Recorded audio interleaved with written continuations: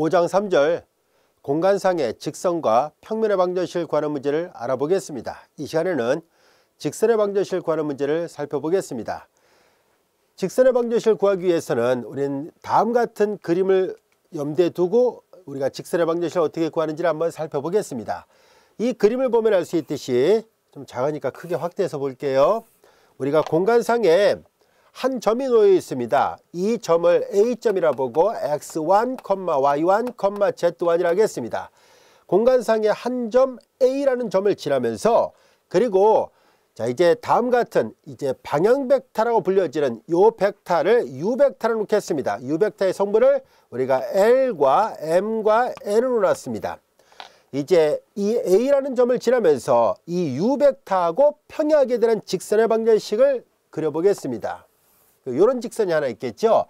자 이제 우리는 이 직선의 방정식을 어떻게 표현할 수 있을까 하는 것을 알아보겠습니다. 앞서 우리는 벡터는 그 크기와 방향이 같으면 두 개의 벡터는 같다라고 얘기를 했기 때문에 결과적으로 평행이동을 시켜서 포개지면 두 개의 벡터는 같은 벡터거든요.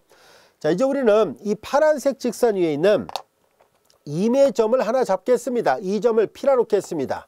X, Y, Z라 놨을 때 우리는 위치 벡터로 표시하려고 하는데요.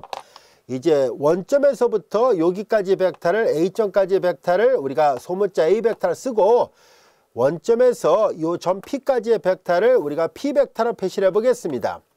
자 그러면 앞서 얘기했던 것처럼 벡터는 평행이동을 시켜서 포개지면 같은 벡터거든요. 이 주황선을 표시했던 U 벡터를 이렇게 평행이동 시켜서 여기쯤에다 올려놓겠습니다. 요 벡터랑 요 벡터랑 크기가 같다고 보겠습니다.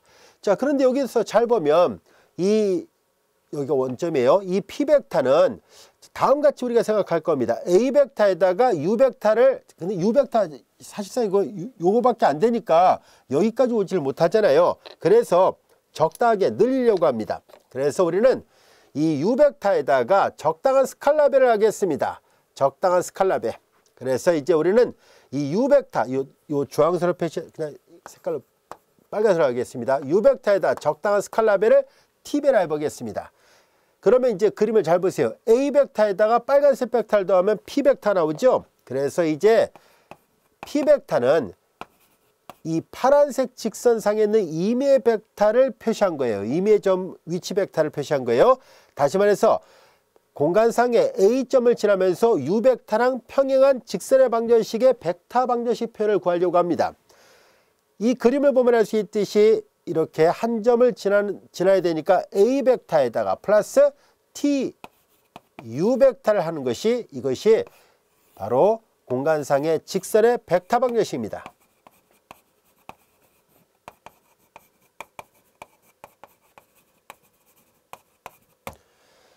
충분히 이해됐죠? 자 이제 이것을 설명해 놓은 것이 바로 앞에 본문에 있는 이 내용입니다.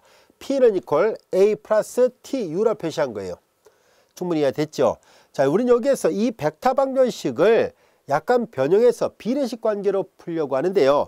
그렇게 해서 얻어진 식을 우리는 대칭 방정식이라 얘기를 하겠습니다. 또는 그냥 간단하게 직선의 방정식이라고 표현하기도 합니다. 자 이 문제를 표현하기 위해서 성분 표현을 다 해보겠습니다. 즉 P 벡터의 성분은 XYZ예요. 그래서 P 벡터의 성분은 XYZ가 되고 A 벡터의 성분은 X1, Y1, Z1이에요. 그리고 그리고 U 벡터의 성분은 LMN입니다. LMN이죠. 자 이제 이걸 좌변으로 이완하면은 벡터 뺄셈은 같은 위치에 있는 것끼리 빼죠. Y-Y1, Z-Z1이 됐고요. T 그리고 LMN입니다. 자 벡터의 스칼라벨은 구성원소 모두에다 스칼라벨 하죠. 그래서 TL, TM, TN입니다. 벡터와 벡터의 상등 관계는 같은 위치에 있는 것끼리 같아야만 합니다.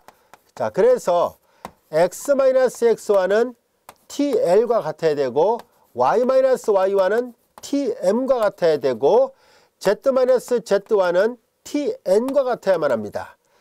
여기까지 이해됐죠? 자 여기에서 우리는 LMN이 모두 0은 아니라고 가정하겠습니다. 그러면 0이 아니니까 나눌 수 있죠. 그래서 L분의 X-X1은 t 역시 n분의 y-y1은 t 역시 n분의 z-z1은 equal t예요. 자, 요 t는 비례상수 역할하니까 굳이 이 식에서는 표현하지 않아도 됩니다. 이제 이렇게 해서 표현된 식, 이것을 우리는 직선의 대칭방정식이라 얘기를 합니다. 이 표현을 직선의 벡터방정식이라 한다면 이것을 직선의 대칭방정식 표현이다 라고 얘기를 하고, 또 어떤 책에서는 대칭이란 말 빼고 그냥 직선의 방정식이라고도 얘기를 합니다. 여기서 잘 보세요. 비례식에서 분모는 LMN은 직선의 방향 벡터의 성분을 나타낸다는 것을 기억해둬야 돼요. 그리고 분자가 0이 되는 점이 곧 지나는 점의 좌표예요. x1, y1, z1을 지난다는 거고, 이 대칭 방정식에서 x 앞의 개수 플러스 1, y 앞의 개수 플러스 1, z 앞의 개수가 플러스 1이라는 점을 주의하세요.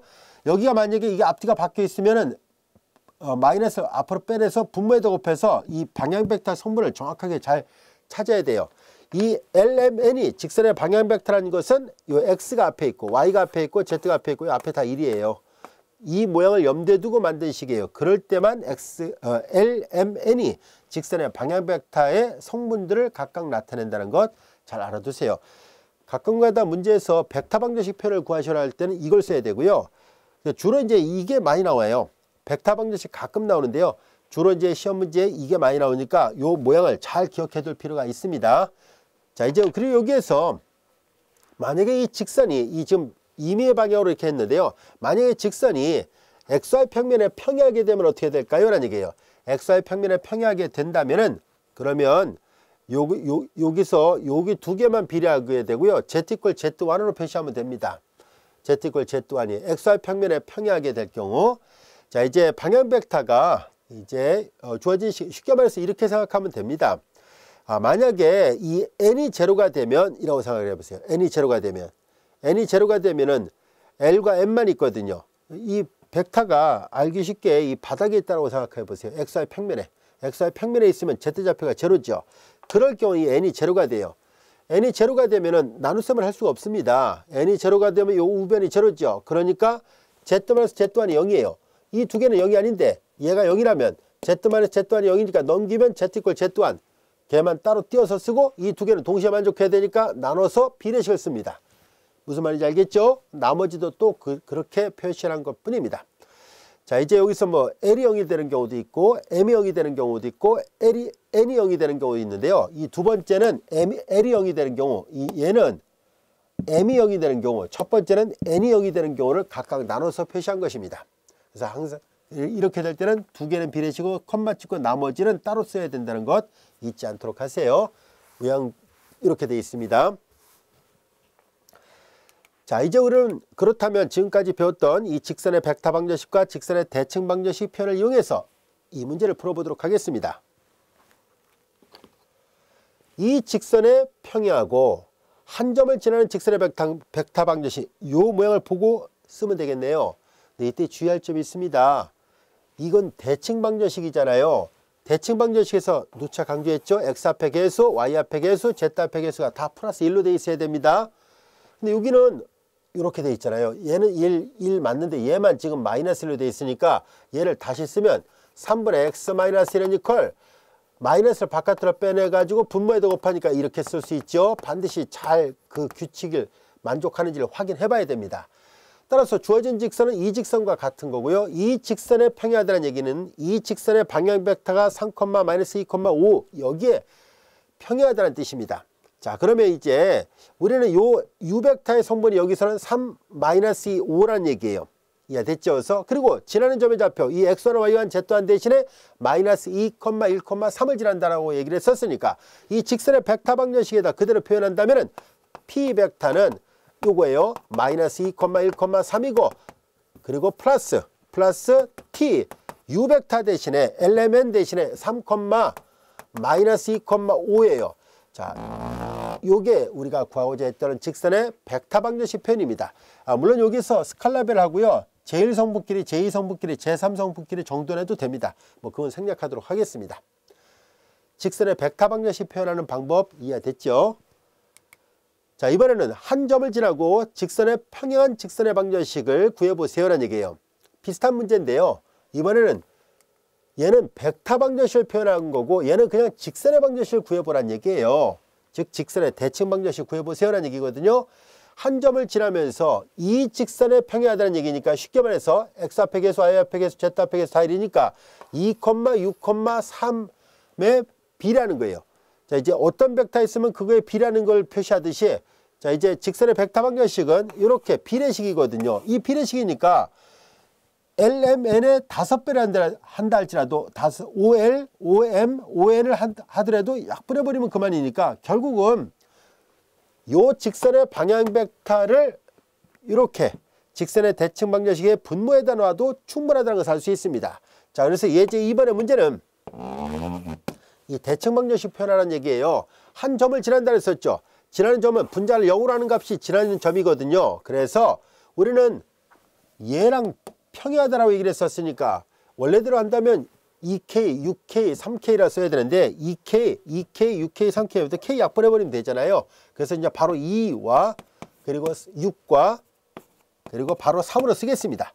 지나는 점의 좌표는 1,-2,3이니까 x-1, y 플러스 2, z-3 이렇게 놓을 수 있다는 것을 알 수 있습니다. 이게 구하려고 했던 2번의 답이에요. 어렵지 않죠? 1번은 벡터 방정식으로 한번 구해보자는 거였고요. 2번은 직선의 대칭 방정식 또는 그냥 간단하게 직선의 방정식을 이용해서 표현해보자 라고 얘기를 했던 것입니다. 어렵지 않습니다. 자, 이번에는 이 정리가 말하고자 하는 것은 뭐냐면은 조금 전에 직선의 대칭 방정식을 표현할 때는 보다시피 직선의 방향 벡터가 있어야 되는데 만약에 이 방향 벡터를 알려주지 않았을 때 대신 다른 조건이 있으면 어떻게 할 것인지를 알아보겠습니다. 즉 공간상에 두 점을 지나는 직선의 방정식을 만들고자 합니다. 한 점 A가 있고 또 다른 점 B가 있습니다. A하고 B를 잇는 이 직선의 방정식을 만들 수 있겠는가 하는 얘기인데요. 가능하겠죠. 왜냐면은 자, 이제 요 벡터는 아까 했던 것처럼 A 벡터를 놓고요. 그 다음에 이제 우리는 여기에서 U 벡터에 대응하는 것이 여기서는 AB 벡터예요. AB 벡터.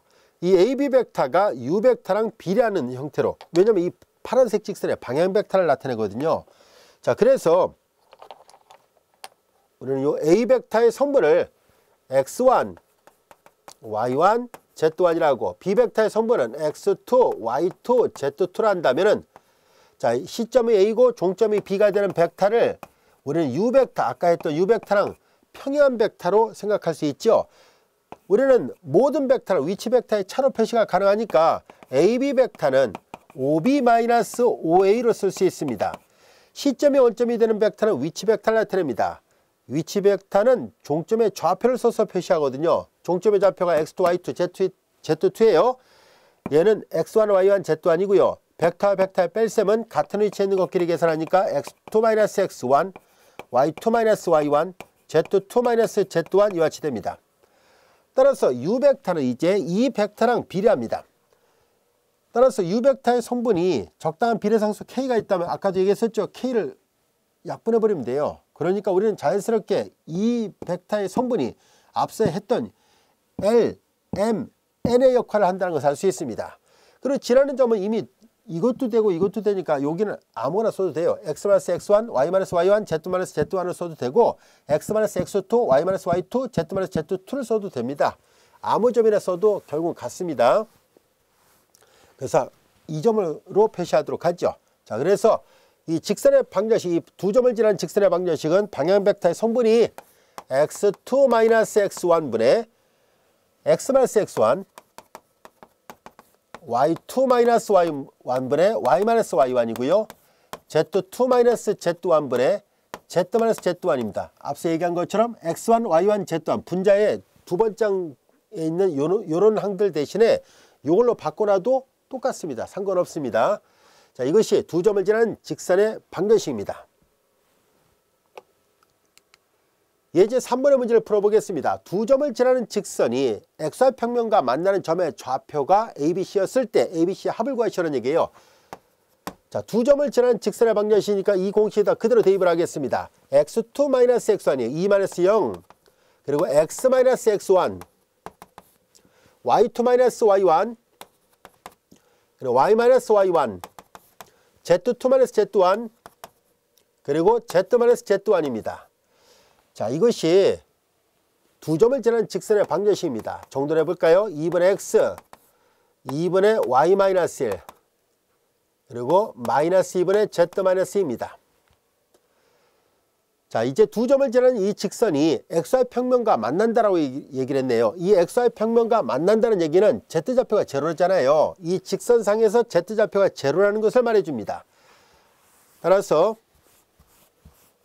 이 직선의 방정식 일치를 했을 때 일식에 z 이퀄 0을 대입합니다. 왜냐하면 xy 평면상에서는 z가 제로이기 때문이에요. 자, 그럼 여기다 0을 대입하면 2분의 x는 이퀄 2분의 y-는 이퀄 0을 대입하니까 마이너스 2분의 마이너스 2 약분하면 1이네요. 이걸 만족하는 x값을 찾아보니까 이 비례식으로부터 x가 2, 이 비례식으로부터 y가 3이군요. 그리고 이제 z가 제로였잖아요. 이게 x좌표, y좌표, z좌표, 다시 말해서 xy 평면을 지나는 점의 좌표입니다. 제1성분을 A, 제2성분을 B, 제3성분을 C로 놨었으니까 결국은 A가 2, B가 3, C가 0이라는 얘기예요. 그래서 A, B, C의 합은 2 더하기 3 더하기 0, 그래서 다 더하니까 5가 나왔습니다. 예제 3번의 뜻 이해됐죠? 예제 4번을 보겠습니다. 두 개의 직선이 이루는 각의 크기를 세타로 놨을 때 사인 세타 값을 구하시라는 얘기예요. 자, 두 개의 직선이 이루는 각입니다. 자, 이제 첫 번째 직선을 편해서 L1, 두 번째 직선을 L2라 놓겠습니다. 두 직선이 이루는 각이라는 얘기는요, 두 직선이 반드시 만나야 돼요. 공간상에서. 만약에 만나지 않는다면 각을 구하라고 말할 수 없습니다. 그래서 두 직선이 이루는 교각을 구하는 얘기는 결국 교점이 생겼다는 얘기예요. 공간상에서. 그래서 일단 각의 크기를 구하려고 할 때 특별한 말이 없다면 우리 예각을 구하는 걸로 간주하겠습니다. 이 둔각도 있지 않습니까? 할지 몰라도 둔각은 180도에서 이 예각을 빼면 둔각이 구해지니까 특별한 말이 없다면 두 직선이 이루는 교각은 이렇게 예각으로 간주해서 풀도록 하겠습니다. 자, 이제 우리는 이 두 직선이 이루는 교각은 다음같이 풀 수 있습니다. L1 직선의 방향 벡터 있죠. L1 직선의 방향 벡터를 우리가 그냥 A1이라 합시다. 편의상 그냥 A라 합시다.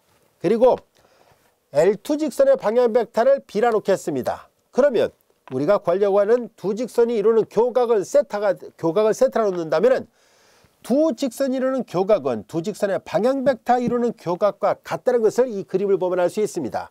그래서 두 직선이 이루는 교각은 바로 두 직선의 방향 벡터가 이루는 교각으로 구할 수 있고요. 이미 앞에 내적 단원에서 계산했던 것처럼 이렇게 구하는 것이 가능합니다 하는 것을 알 수 있습니다. 자, 그럼 이 식에다 대입을 해서 문제를 풀겠습니다. A 벡터, 여기 항상 조심할 게 있어요. 이 공식에다 대입할 때는 직선의 방향 벡터가 x 앞의 개수, y 앞의 개수, z 앞의 개수가 전부 다 플러스 1인지를 확인해 봐야 됩니다. 따라서 얘네들은 L1 직선은 다시 한번 보면은 여기 마이너스 묶어내면 이렇게 써야 돼요. 여기는 제대로 돼 있네요. 여기도 제대로 돼 있어서 이제 L1 직선의 방향 벡터를 앞에서 했던 것처럼 A 벡터 한다면 마이너스 1, 10,7입니다. 여기는 x 앞의 개수, y 앞의 개수, z 앞의 개수 제대로 맞았습니다. 그래서 L2의 직선의 방향 벡터를 B라고 바로 쓰겠습니다. 3, 5, 4예요. 만약에 여기가 2가 있으면요, 2를 뽑아내서 역술치해서 계산해야 돼요. 항상 x 앞의 개수 1, y 앞의 개수 1, z 앞의 개수 다 플러스 1로 되어 있어야지만이 그때서야 이 비례식의 분모가 방향 벡터 역할을 합니다. A하고 B가 구해졌습니다. A하고 B가 구해졌으니까 사이각의 코사인을 구하죠. 분자는 내적이에요. 곱하면 마이너스 3 플러스 50 플러스 28. 그 다음에 이제 루트 크기거든요. 1, 10의 제곱이니까 100, 7, 7, 49 이렇게 됐네요. 루트 3, 3, 9, 5, 25 플러스 4, 4, 16이 됐네요. 자, 이 값을 계산하세요라는 얘기네요.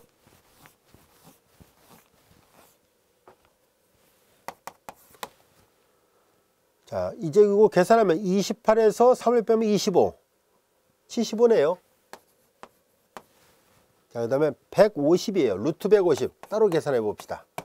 그 다음에 이제 이거 계산하면 9하고 16을 더하면 25, 25 더하니까 50, 루트 50이군요. 근데 이건 50 곱하기 3이거든요. 50 곱하기 3이 150이니까. 그러면 주어진 식은 루트 50의 제곱 곱하기 3이니까 50 루트 3이군요. 50 루트 3이에요. 75는 여러분들 보면 알 수 있듯이 25 곱하기 3이고 50은 25 곱하기 2예요. 약분 됐죠? 그러니까 주어진 식은 2 루트 3분의 3이군요. 자, 분모 문제에다 루트 3을 곱하면 2분의 루트 3이네요. 자, 코사인 세타가 2분의 루트 3. 이때 사인 세타를 구하라는 얘기잖아요. 코사인은 빗변분의 밑변이에요. 2 루트 3. 2대 1대 루트 3이니까 1이군요. 자, 이제 사인 세타를 구하라고 얘기를 했었으니까 코사인 세타가 아니라 사인을 구하랬으니까 2분의 1이 답이군요. 그래서 예제 4번 사인 세타 값은 2분의 1이었었습니다. 자, 이제 두 직선이 이루는 예각의 크기를 세타했을 때 사인 세타를 구하시라는 얘기예요. 자, 두 직선이 이루는 각의 사인 세타를 구하라는 얘기예요. 비슷한 문제입니다.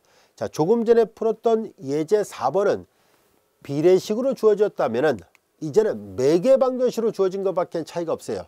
첫 번째 직선의 매개변수를 S, 두 번째 직선의 매개변수를 T라 놓은 것밖에 차이가 없습니다. 하는 요령은 똑같아요. 자, 이제 이렇게 계산하려고 합니다.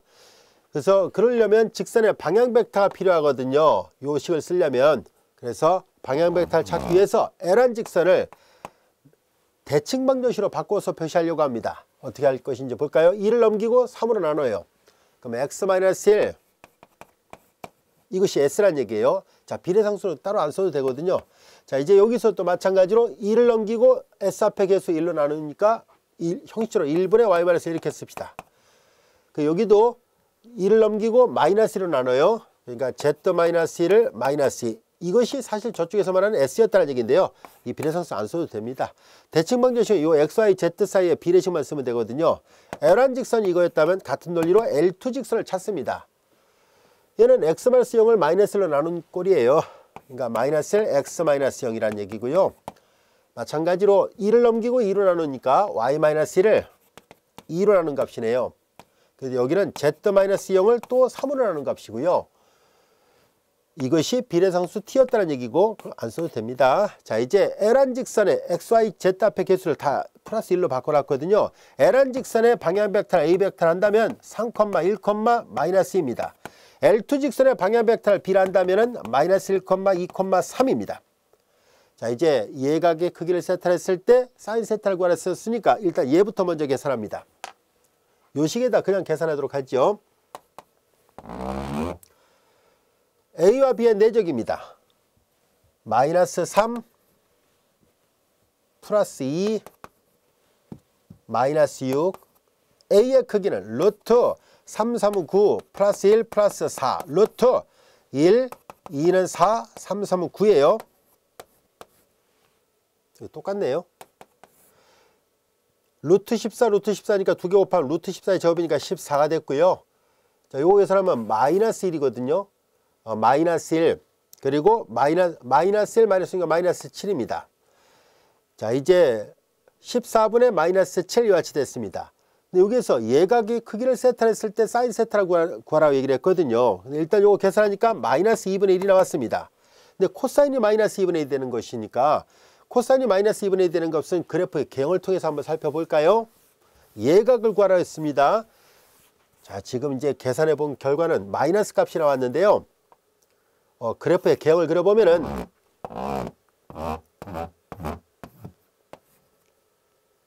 여기 보면 예각의 크기라 얘기를 했거든요.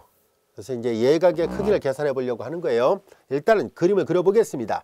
코사인 세타가 마이너스 2분의 1이 되는 값은 코사인 세타는 0부터 2분의 파이 사이에서는 0부터 파이 사이에서는 각이 취할 수 있는 값에 보면 여기인데 일단 여기에서 코사인이 마이너스 2분의 1이 되는 값은 코사인이 마이너스 2분의 1이 되는 값은 여러분들 보세요. 코사인이 2분의 1이 되는 값은 여기가 3분의 파이거든요. 근데 여기가 마이너스 1분의 1이 되는 값은 여기가 3분의 파이면 여기도 3분의 파이예요. 파이에서 3분의 파이 빼니까 3분의 2 파이예요. 자, 근데 이게 지금 어떤 걸 계산했는지 볼까요? 자, 이제 우리가 보통 세타는 아무 말이 없어 예각으로 간주한다라고 얘기를 했었는데 두 개의 벡터 이루는 사이각을 구했던 결과가 둔각이 나왔어요. 2분의 파이에서 파이. 요 각이 계산된 거예요. 이 각이 3분의 2 파이였다는 얘기예요. 그러니까 우리는 지금 뭘 구하라는 얘기예요? 예각을 구하랬으니까 이건 둔각이잖아요. 예각은 요거예요. 180도에서 3분의 2 파이 빼니까 결과적으로 이 값을 구하라고 얘기를 했구나 하는 것을 알 수 있습니다. 3분의 파이였다는 것을 알 수 있고요. 3분의 파이에서 사인을 구하라는 얘기니까 여기가 3분의 파이라면 2대 1대 루트 3. 사인은 2분의 루트 3이에요. 그래서 사인 세타 2분의 루트 3입니다. 각이 두 개가 있잖아요. 직선은 항상 두 개 있는데 앞에서도 얘기했듯이 암묵적으로 우리는 예각 범위 안에서 생각합니다 라고 얘기를 했는데 단순하게 쭉 계산해 보니까 어떻게 됐어요? 둔각이 나온 거예요. 이게 어떻게 해서 나온 건가 하고 봤더니 보다시피 요 각이 예각이 있고 둔각이 있는데 둔각이 3분의 2파인데 문제에서 요구한 건 예각을 구하라 했으니까 이 각이 아닌 이 각으로 선택하라는 얘기입니다. 문제 뜻 이해됐죠? 그래서 답은 2분의 루트 3이었다는 것을 알게 됐습니다. 자, 지금까지 우리는 공간 R3상에서 직선의 방정식을 어떻게 표현하는지를 살펴봤고요. 자, 이어서 이제 공간 R3상에서 평면의 방정식은 어떻게 표현하는지를 같이 공부하도록 하겠습니다.